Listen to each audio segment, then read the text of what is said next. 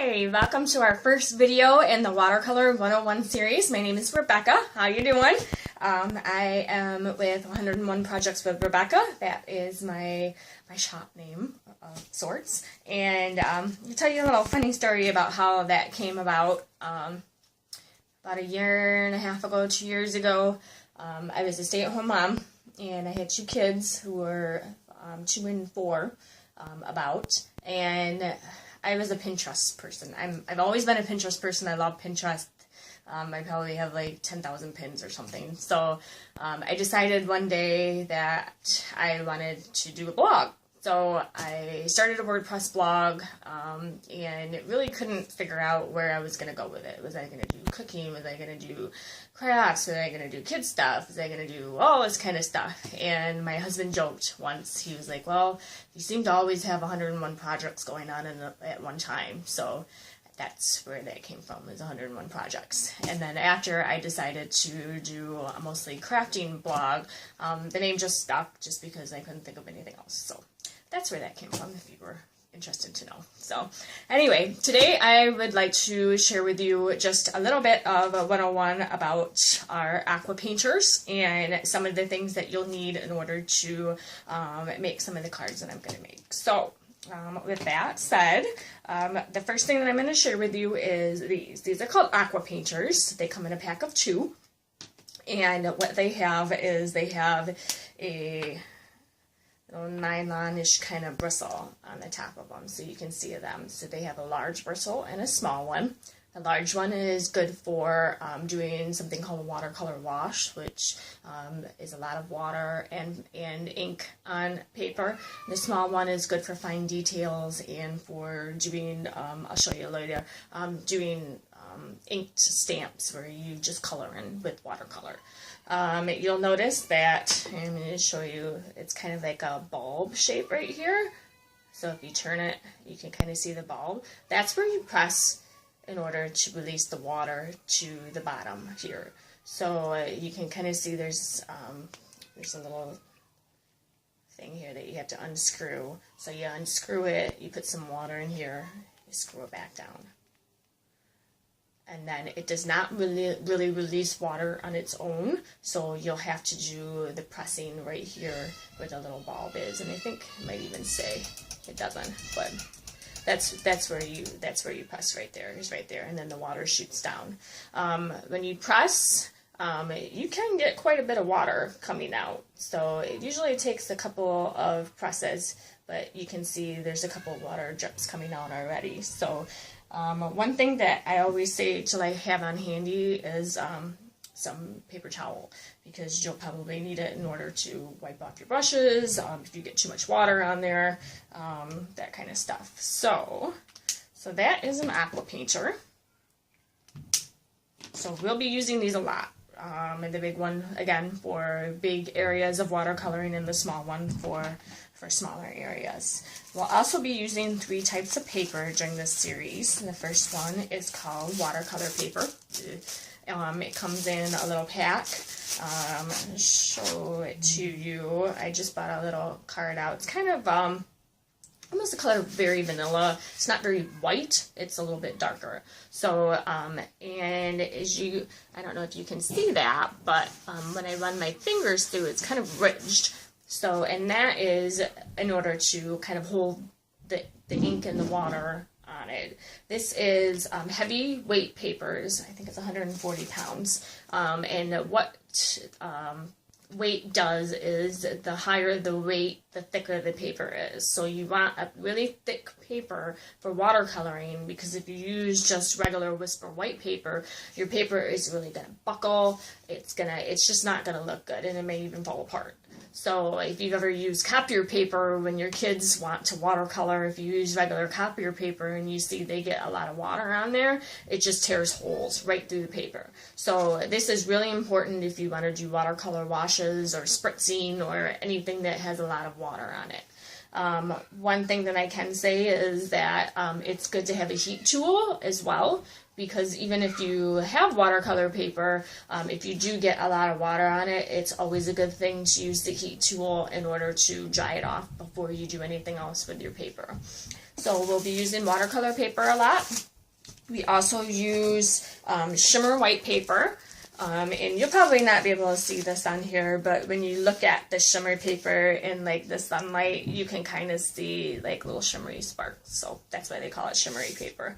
I don't really remember what the weight is on here, but it's thicker than normal Whisper white paper, but not as thick as watercolor paper, I believe. So this is a really good thing to have on hand if you do like detailed, like if you use like the stamps from this little piggy, for example, they do an outline of the pig, but it's blank inside, so you'll need a little bit thicker paper if you want to watercolor the inside of the pigs. So I have that, and then the other thing that I tend to gravitate towards for watercoloring, especially if I'm not doing a lot, is thick cardstock. So this is Whisper White Thick cardstock, which is also a good choice if you are just doing a little bit of watercoloring. Shimmer paper is also really good if you want just the shimmer to the background. So if you say you have like a floral pattern that you're putting on here, the shimmer paper really makes it glow a little bit better. So you can hear my kids down so I have my kids. My oldest is going to kindergarten next week. So yeah.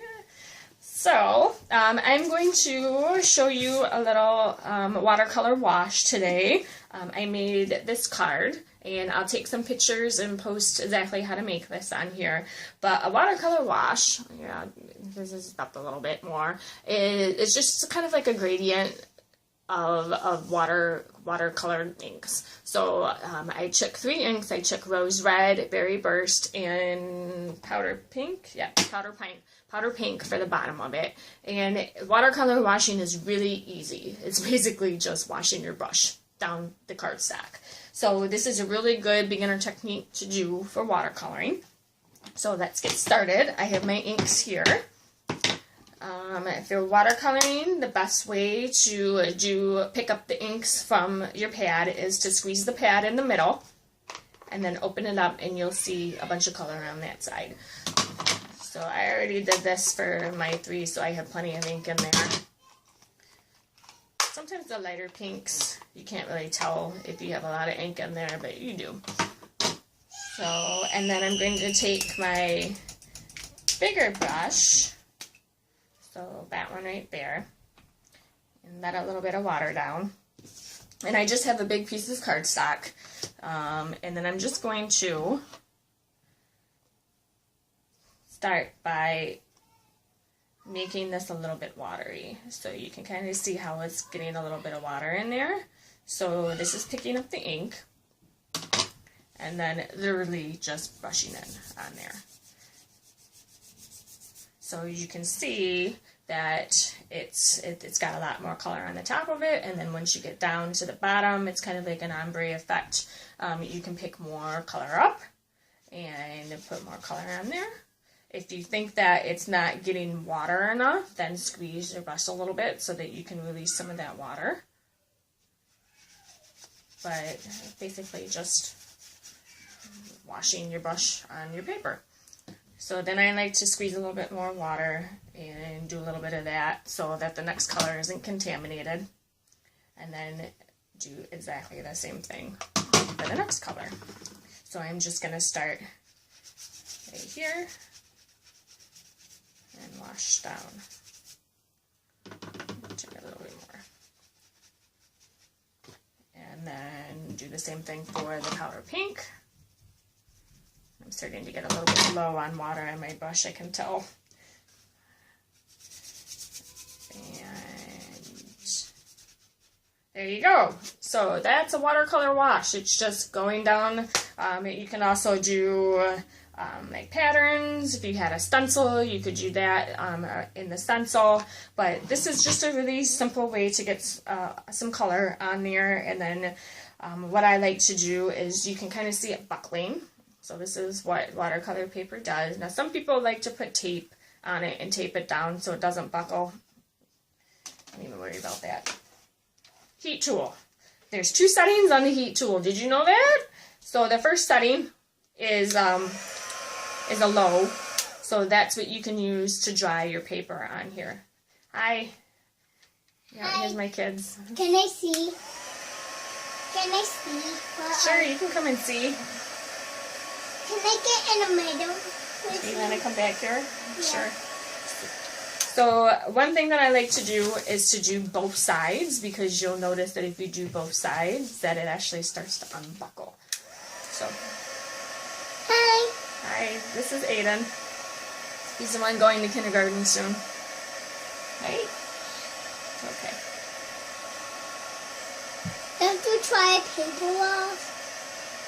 You have to try it Yep, I'm drying it. to make a card. Yeah, to make a card. Alright, so it doesn't take very long to dry the card. You can kind of see it's dried.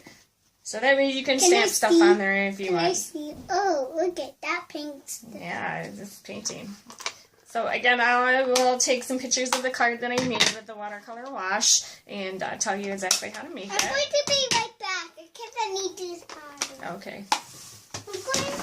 I'm going to TMI. That's what you have when you're kind of staying at home for the summer, is you have kids that just kind of randomly come in here. So sorry about that. So anyway, so here's the card that we'll make with that background, and I'll show you a couple of the things that you'll need. And this is one of my favorite new stamp sets called Happy Birthday Gorgeous. It is a clear photo, I can't say that word, photopolymer stamp set.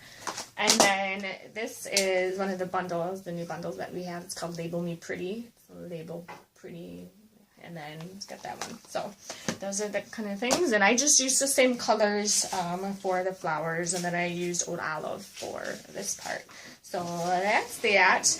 Next week, in a couple of days, I'll show you another different watercolor technique that uses the aqua painters, but it uses the smaller brush so that you can get some more details in here. So this is something that I did with the shimmer white cardstock. And then you'll also want to pick up an archival basic black so that you can do some watercoloring with different colors and outline shapes. Hi. So I used this flower from the Garden in Bloom, which is one of our oldest sets, and I love this set. And then colored in with, okay, can you go please? Thanks. And then colored it in with a couple of colors. So I will be back with that card and those directions, but hopefully this was interesting and informational to you. I guess that's it. I'll see you guys later. If you have any questions or comments or feedback or anything besides, sorry, I should lock the door next time. So anyway, so don't forget bonus days are still going on to the end of the month. And we also have that starter kit deal. So if you want an extra $70 in kit supplies with your starter kit, make sure you sign up before the end of the month. And there's no obligation to sell or anything like that. So if you just want to grab the starter kit for the starter kit deal, that's fine with me. So my mom does that all the time. So anyway, so if you have any questions or comments or concerns, feel free to email me at Rebecca at 101projects with Rebecca.com. Sorry. And I will see you guys later. Okay, bye.